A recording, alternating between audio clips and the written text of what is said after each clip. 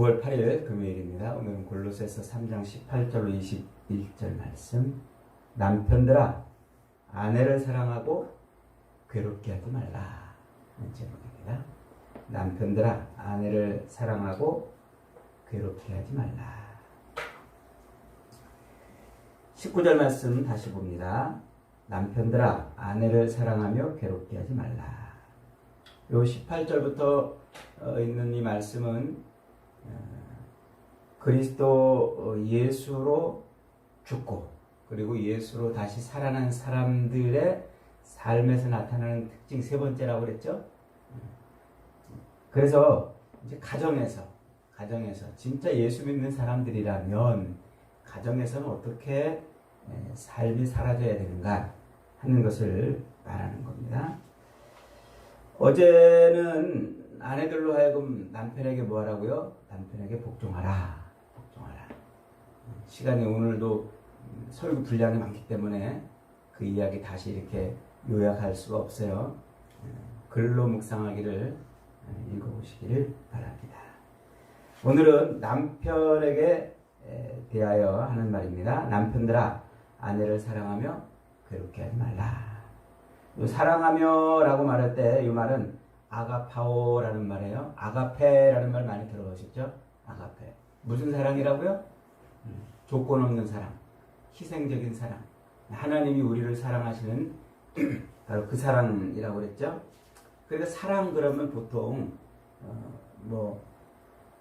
내가 누구를 사랑한다 이렇게 말할 때 그 사랑은 항상 나의 유익을 채우고 나의 즐거움을 채우고 나의 쾌락을 채우기 위해서 하는 행위, 그것을 사랑이라 이렇게 말해요.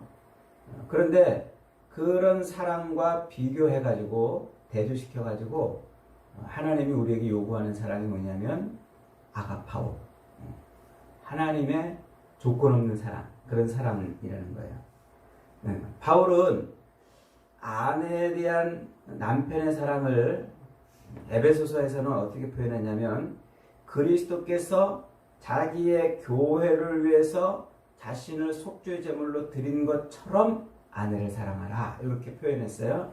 그게 에베소서 5장 25절이죠. 남편들아 아내 사랑하기를 그리스도께서 교회를 사랑하시고 그 교회를 위하여 자신을 주심같이 하라. 그리스도께서 교회를 위해서 자기를 주심같이 남편들아 아내를 그렇게 사랑하라. 그런 거죠. 앞에 우리가 골로새서 1장에서 읽었던 것처럼 1장 22절, 23절을 한번 열어봅니다. 거기 보면 그리스도께서 교회를 위해서 십자가에 죽으신 그 죽음을 어떻게 소개하고 있냐면 이렇게 소개하고 있어요. 21절, 22절 한번 봅니다. 이전에 악한 행실로 멀리 떠나 마음으로 원수가 되었던 너희를 이제는 그의 육체의 죽음으로 말미암아 화목케 하사 너희를 거룩하고 흠없고 책망할 것이 없는 자로 그 앞에서 세우고자 하셨으니. 악한 행실로 그리스도 예수와 원수가 되었던 우리를 위해서 죽은 죽음이다 이렇게 말하고 있어요. 그러니까 남편들에게 요구되는 사랑이 바로 그거예요. 나의 유익을 구하고 나의 즐거움을 구하고 나의 쾌락을 얻기 위해서 그런 추구하는 사랑이 아닌 그리스도께서 원수되었던 자들을 위해서 죽어주신 그 사랑으로 아내를 사랑하라 이렇게 말하는 거예요.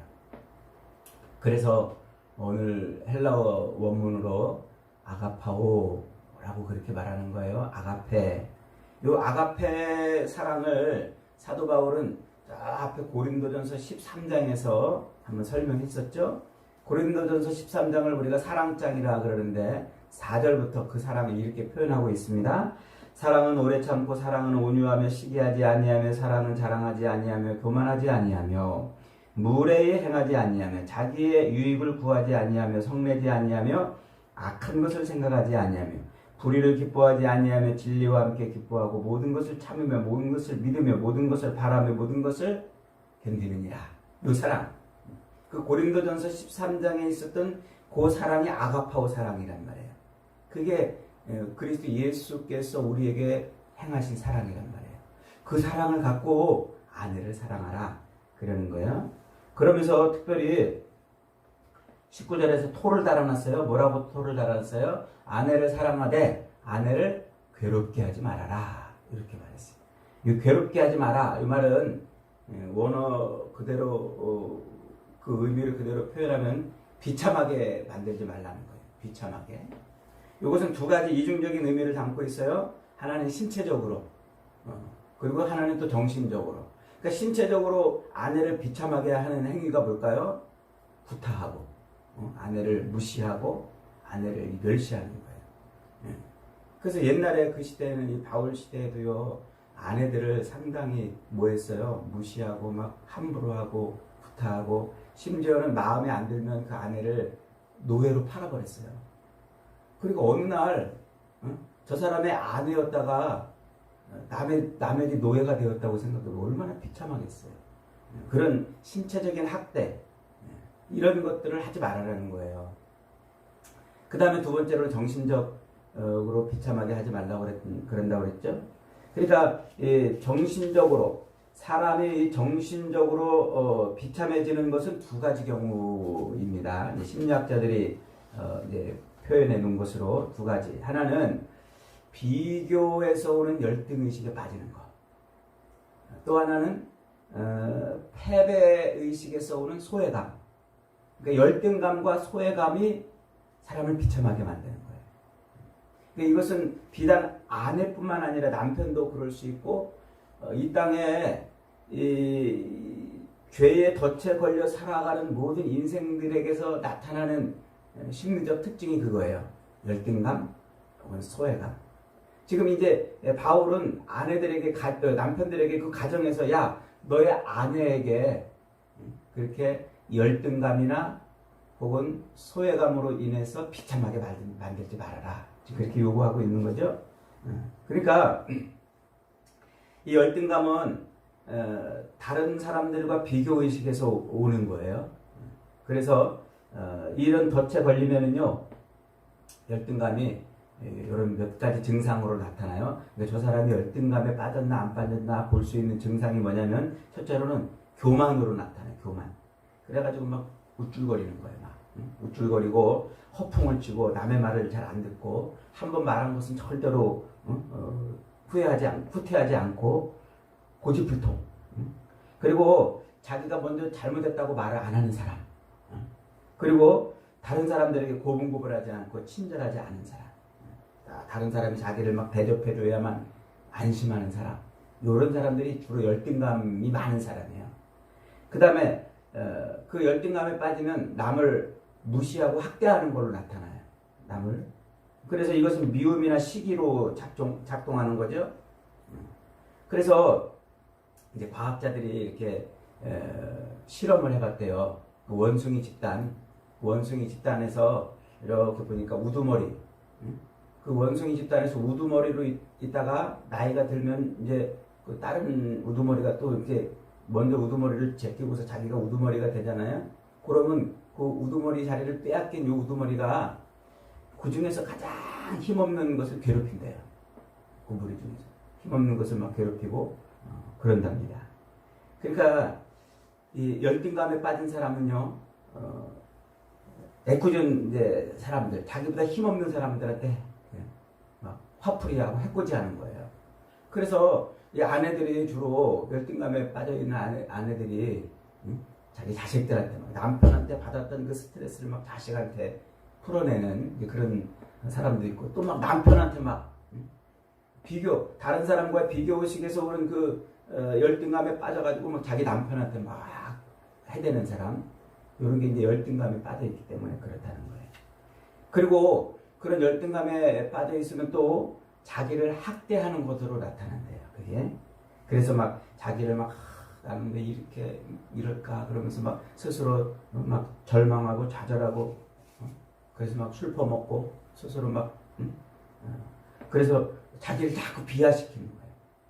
비하시키고 자기 몸을 막 학대하고 막 자해하고, 심지어 그러다가 자살을 하는, 이런 게 이제 열등감에서 오는 것들이라는 거죠.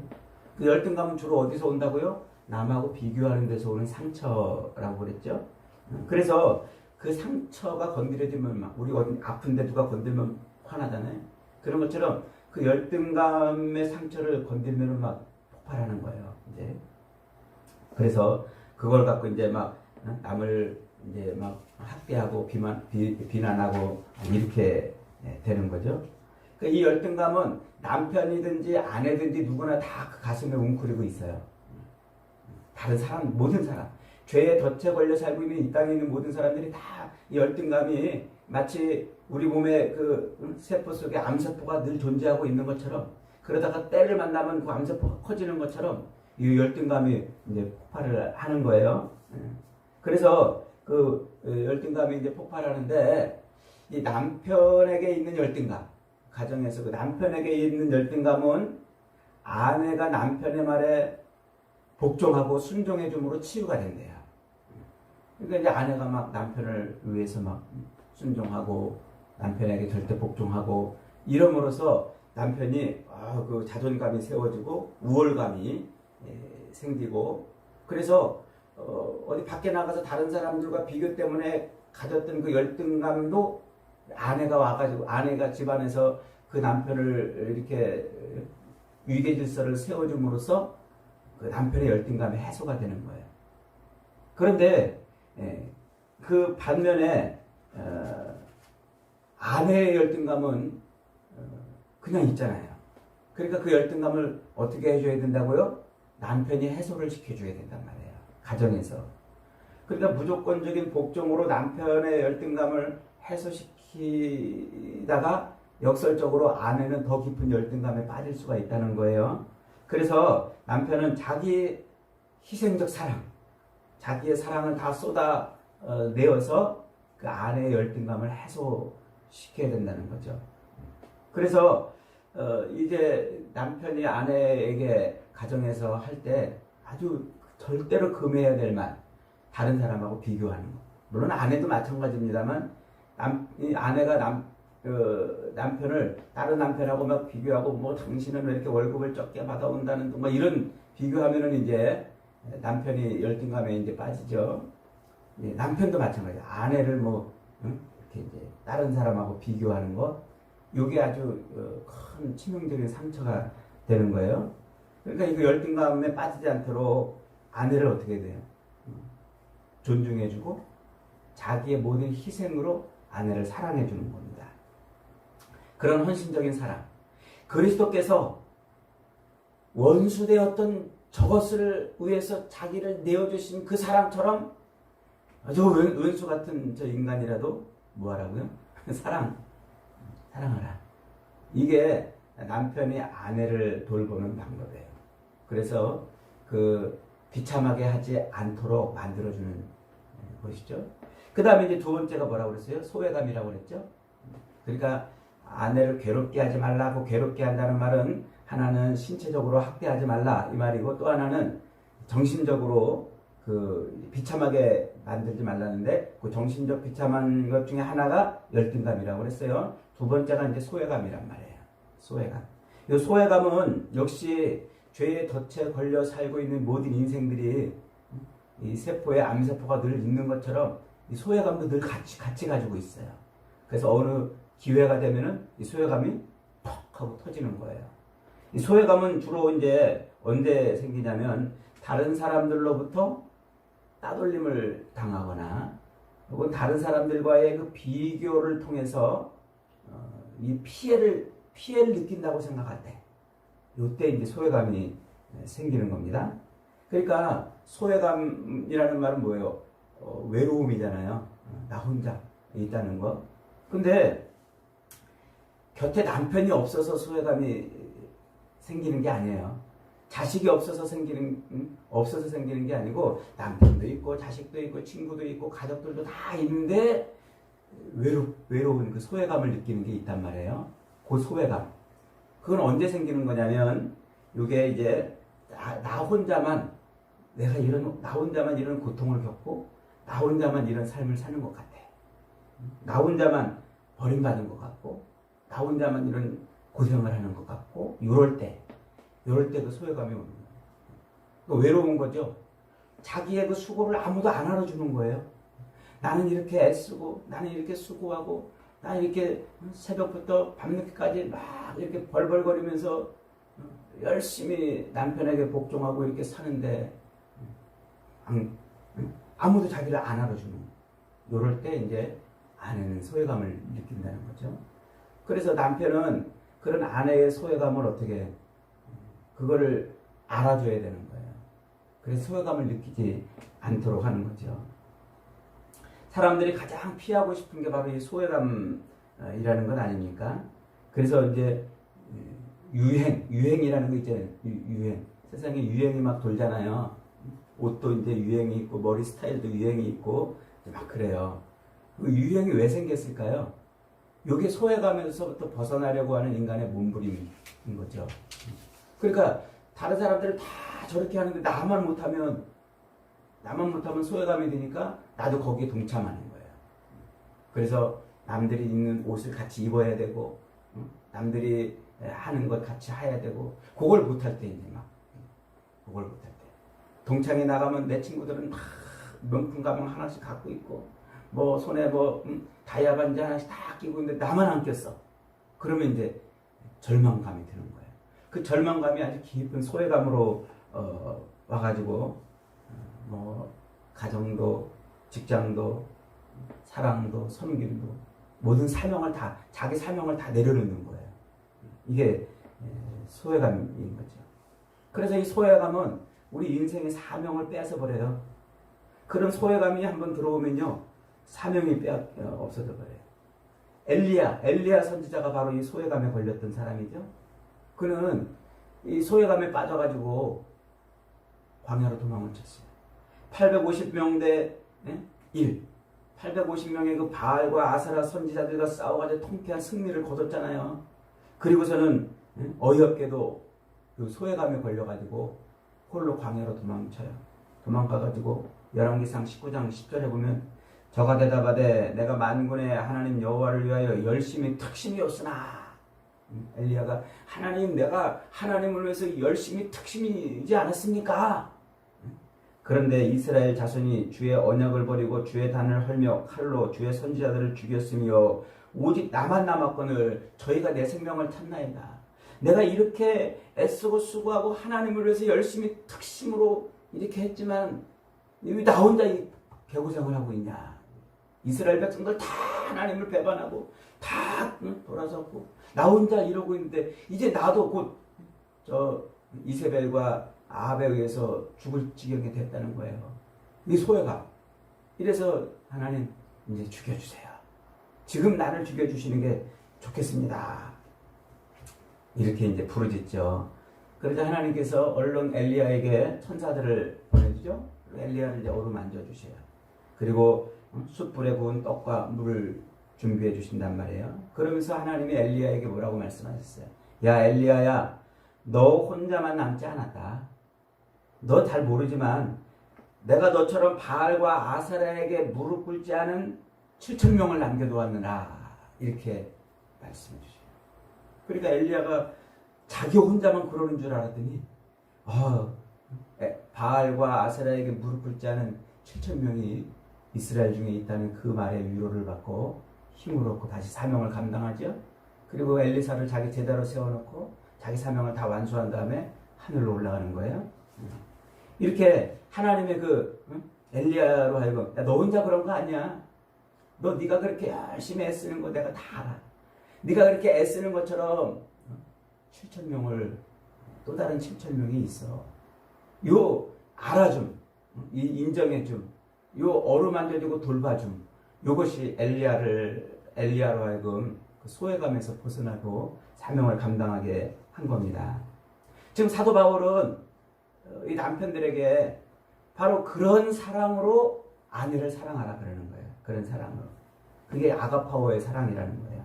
에베소서 5장 28절에서 이렇게 말합니다. 이와 같이 남편들도 자기 아내 사랑하기를 제 몸과 같이 할지니. 자기 아내를 사랑하는 자는 자기를 사랑하는 것입니다. 그러니까 자기 아내를 뭐같이 사랑하려고요? 자기 사랑하듯 하라는 거예요. 자기 몸 사랑하듯. 남편이 자기를 사랑하듯 아내를 그렇게 사랑하라는 것이죠. 그러니까 남편들에게 주어진 그 권세, 남편들에게 주어진 권위는 아내를 억압하고 제압하는 능력이 아니라 헌신적인 사랑, 자기를 내어주는 사랑으로 아내를 보호하고 양육해주고 세워주는 그런 능력이, 그런 권세인 거예요. 아내를 막 신체적으로 억압하고 폭력을 행사하고 또 정신적으로 막 무시해가지고 열등감과 소외감에 빠지도록 만드는 것이 아니라, 남편의 권세는 뭐라고요? 그 아내로 하여금 자기 사명을 감당하도록, 그 사명을 감당하도록 그를 구원해 주는 거예요. 그를 구원해 주는 거. 그게 바로 남편이 아내를 사랑하는 거예요. 그래서 아내의 자존감을 높이는 일들을 하고, 그리고 아내의 소외감을 치료하는 일들을 하는 것이죠. 이 아내의 자존감 그리고 이 소외감을 치료하는 약은 뭐밖에 없다고요? 남편의 헌신적인 사랑. 그 사랑이 보약이고 사랑이 밥이고 사랑이 약입니다. 그래서 그 사랑으로 사랑하는데, 그 사랑은 무슨 사랑? 무조건적인 사랑. 내가 이만큼 했으니까 당신도 이만큼 해. 이게 아닌 그냥 베풀어주는 사랑. 계속해서 끊임없이 베풀어주는 사랑. 그런 사랑. 계속해서 끊임없이 베풀어주는 그 사랑이 무슨 사랑이라고요? 그게 하나님 사랑이란 말이에요. 하나님 사랑. 그러니 우리가 그 하나님 사랑을 날마다 공급받지 않고서는 어떻게 그렇게 아내에게 끝없이 사랑합니까? 아내 역시 그 무조건적인 하나님의 사랑을 공급받지 않고서 어떻게 남편에게 그렇게 끝없이 복종합니까? 그러니까 이 가정은 뭐예요? 가정은 하나님의 사랑을 공급받는 곳이에요. 그 공급받아서 그것을 실행해 보는 거예요. 그 사랑을 계속 해보는 거예요. 남편도 그렇고 아내도 그렇고 결혼생활, 그 가정생활을 하면서 자존감이 무너지고 소외감이 찾아올 때, 그때 그 하나님의 사랑을 받아서 그 사랑을 인해서 남편을 세워주고 아내를 다시 세워주는, 살리는 그런 것을 하는 겁니다. 그러니까 그 사랑을 열심히, 그리스도의 그 사랑을 열심히 우리가 훈련해야 되는 이유가 그거예요. 그 사랑이 충만해지지 않고서는 어떻게 우리가 남편에게, 아내에게 사랑을 베풀 수 있겠냐는 거죠. 정리해 봅니다. 가정이라는 것은 그저 외로운 남자, 외로운 여자가 만나가지고 자기의 필요를 상대방에서 채움받는 그런 곳이 아니라고 그랬죠. 하나님은 가정을 태초부터 공들여가지고 가정을 만드셨다고 그랬어요. 그래서 어떻게 만들었다고요? 아담을 죽이시고 그 옆구리를 찢어서 생명을 보호하는 그 생명의 보호 기관을 통해서 그 갈비뼈를 꺼내가지고 아내를 만들어놨어요. 그게 가정의 시작인 거예요. 그래서 이것은 우리를 구원하시는 예수 그리스도의 그 사랑, 그 어마어마한 사랑을 보고 배우게 하려는, 알게 하려는 아주 중요한 모티브라고 그랬죠. 그래서 우리가 이제 결혼을 통해서 가정을 꾸려 나가는 것은, 그것은 우리가 그리스도와 신랑 되신 그리스도와 결혼했다는 것을 깨닫고 체험하고 훈련하게 하는 그런 장으로서 만들어놨단 말이에요. 그래서 에베소서 5장 25절로 30절에서 28절까지 이렇게 말합니다. 한번 우리 떠들어 보겠습니다. 에베소서 5장 바로 앞에 넘어가면 되죠. 에베소서 5장 22절부터 아내들이여 남편을 사랑하라면서 이제 나오는 구절 25절부터 찾았습니까? 같이 한번 읽어보겠습니다. 에베소서 5장 25절부터 28절 시작. 남편들아 아내 사랑하기를 그리스도께서 교회를 사랑하시고 위하여 자신을 주심같이 하라. 이는 곧 물로 씻어 말씀으로 깨끗하게 하사 거룩하게 하시고 자기 앞에 영광스러운 교회로 세우사 티나 주름 잡힌 것이나 이런 것들이 없이 거룩하고 흠이 없게 하려 하심이니라. 이와 같이 남편들도 자기 아내 사랑하기를 제 몸같이 할지니. 자기 아내를 사랑하는 자는 자기를 사랑하는 것이냐. 그러니까 남편이 아내를 사랑하는 그것을 뭐에다 비교했다고 그랬어요? 그리스도께서 교회를 사랑하는 것에 비교했다고 그랬잖아요. 그런데 그 그리스도께서 교회, 신부, 자기의 신부인 교회를 어떻게 하신다고요? 물로 씻어 말씀으로 깨끗하게 하시고 거룩하게 하시고 티나 주름 잡힌 것이 없는 아름다운 신부로 만드신단 말이에요. 그러니까 예수님께서 우리를 신부로 삼아주신 것은요, 예수님이 우리와 결혼해서 우리를 신부로 삼아주신 것은 이제 그걸로 끝. 결혼했으니까 끝. 이렇게 하려고 결혼한 게 아니라 우리 신부를 어떻게 하려고요? 말씀으로 씻어가지고 계속 티나 주름 잡힌 것이 없는, 그래서 거룩하고 흠이 없는 아름다운 신부로 자라게 하시려고 그랬다는 거예요. 그러니까 지금도 예수님은 그러고 계신 거예요. 우리를 그렇게 말씀으로 자꾸 씻어가지고 티나 흠이나 주름 잡힌 것이 없는 거룩한 사람으로 우리를 자꾸 만들어 가신단 말이에요. 거룩한 신부로. 그렇듯 남편도 역시 자기 아내를 그렇게 모아라. 결혼했으니까 끝. 이게 아니라 계속해서 아내를 거룩한 신부로 만들어 주거라. 결혼한 가정들에서 가장 많이 들리는 말이 그런 말이잖아요. 연애할 때는 안 그랬는데 결혼하니까 사람 변했어. 그런다고 그러잖아요. 그러니까 이게 무슨 소리예요? 결혼하고서는 그 결혼이 목적이었기 때문에 그냥 그걸로 끝났다는 거예요. 그래서 남편이든 아내든 결혼이 목적이니까 그냥 결혼해가지고는 자기 유익과 자기 욕망을 채우는 삶을 살다가, 그러다가 서로 안 맞으니까 찌그덕 다투고 싸우고 갈라서네 못 갈라서네 이제 이런다는 거예요. 근데 결혼이 목적이 아니고 뭐라는 거예요? 결혼한 것은 신부를 아름다운 신부로 성장하게 하기 위한, 거룩하게 하기 위한 게 결혼이란 말이에요. 그래서 가정이라는 게 뭡니까? 가정은 그 거룩을 향해서 신랑이든 신부든 그 거룩한 남편이든 아내든 그 거룩한 거룩함까지 자라가야 되는 그런 무대란 말이에요. 첫 무대. 그래서 우리가 예수 그리스도로 죽고 예수 그리스도로 살아난 사람이라면 그 사람이 사는 삶의 첫 무대가 가정이라는 거예요. 그 가정에서 그 거룩을 위해서 그렇게 서로 아내는 남편에게 복종해주고 남편은 아내를 사랑하고 또 괴롭게 하지 않음으로써, 그럼으로써 거룩함에 올라가야 된다는 거예요. 이게 가정입니다. 그래서 이 아내는 남편을 뭐하는 배필? 돕는 배필.